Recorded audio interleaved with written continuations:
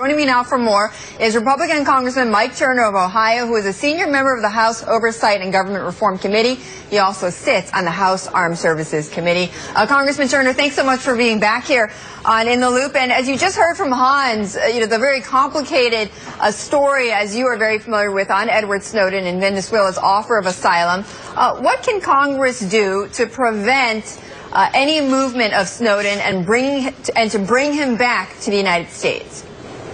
Well, this pretty much is an issue of needing leadership from the president. I mean, the president, as a candidate, made statements, really politicizing national security and saying that, the types of programs that were being conducted to pursue terrorists were, in fact, wrong and persecuting the American people. And then now he's embraced these programs and has not really even given the country a real great understanding of what Snowden has, what threat he represents, or the justification for the programs that Snowden has sought to disclose. Congressman, let me play for you, because I know Hans tried to play one piece of that interview that Snowden did in Hong Kong. We have part of that where he talks about some of the data that is being monitored among Americans. This is what he said.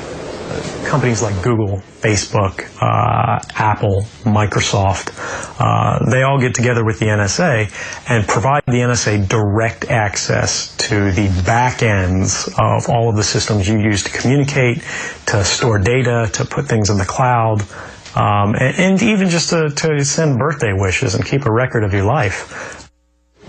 So all these companies give the data to the NSA. Congressman, what are you going to do about that? I think this is very troubling. I think the president needs to make the case as to what's going on in these programs, how these programs are limited so that we know that the American public have protections, but at the same time, as the president has cast it, the essential nature of these programs as they look to protecting us from terrorism. But the president has a lot of explaining to do, and in all of his, the leadership crisis that we see coming out of the White House, he's been very absent, both in justifying these programs and in explaining, the threat that Snowden represents, while at the same time vigorously pursuing it.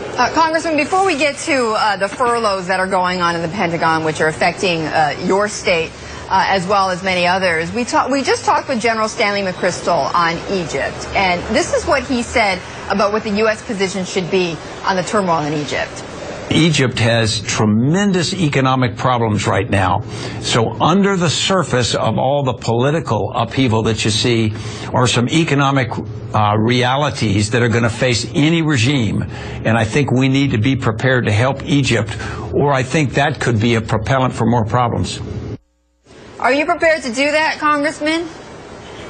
Well, I think, again, we have a situation here where the president, by having, vocally led the effort for the removal of Mubarak, and then with the ushering in of the Muslim Brotherhood, has not shown any leadership or even articulation of the interest of the United States. Well, was it a military coup to you?